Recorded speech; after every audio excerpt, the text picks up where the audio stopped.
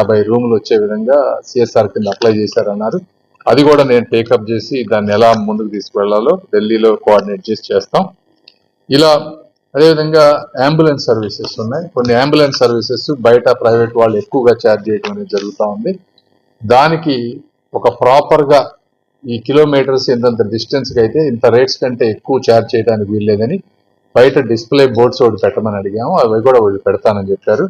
So ఇలాంటి చిన్న చిన్న అన్ని 1 by 1 కోఆర్డినేట్ చేసుకున్నాం. బట్ ఏదైనా ఓవరాల్గా ఎయిమ్స్ని కూడా మంచిగా పేదవారికి ఒక సూపర్ స్పెషాలిటీ వచ్చే విధంగా చేయాలి. ఇది చేసినప్పుడు ఏమవుతుందంటే పేషెంట్ వాల్యూమ్ కూడా పెరిగిపోతుంది. ఎయిమ్స్లో పెరిగినప్పుడు ఇది మళ్ళీ ఇంకో గవర్నమెంట్ హాస్పిటల్ అవ్వకుండా కూడా వీళ్ళని ఒక స్ట్రాటజీగా చేసుకొని మనం ఏ అయితే అడ్వాన్స్డ్ సర్వీసెస్ను మనం ప్రొవైడ్ చేయగలమో వాటిని ఎయిమ్స్గా పెట్టుకొని మిగిలిన చిన్న చిన్న సర్వీసెస్ అన్ని లోకల్ హాస్పిటల్స్కి వెళ్లే విధంగా చేయకపోతే ఎయిమ్స్ కూడా ఇంకో జనరల్ హాస్పిటల్ లాగా అయిపోయి వాల్యూమ్ ఓవర్లోడ్ అయిపోయి ఇబ్బంది అయ్యేటువంటి పరిస్థితి. సో వారిని కూడా ఆ విధంగా స్ట్రాటజీ ఒక కల్చర్ ఏ విధంగా రేషనలైజ్ చేస్తారనే దాని మీద సూపరింటెండెంట్ గారిని కోరాము మేము, డైరెక్టర్ గారిని.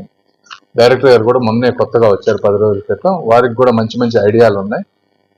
వారు వీటన్నిటిని చూసుకొని అందరితో కోఆర్డినేట్ చేసుకొని ఎయిమ్స్ని చంద్రబాబు నాయుడు గారు కానీ మోదీ గారు అనుకున్న విధంగా అనుకున్న దానికంటే ఎక్కువగా ఉండే విధంగా చేయటంలో నారా లోకేష్ గారు లోకల్ ఎమ్మెల్యే గారు నేను కూడా పాత్ర తీసుకుంటాను. Thank you.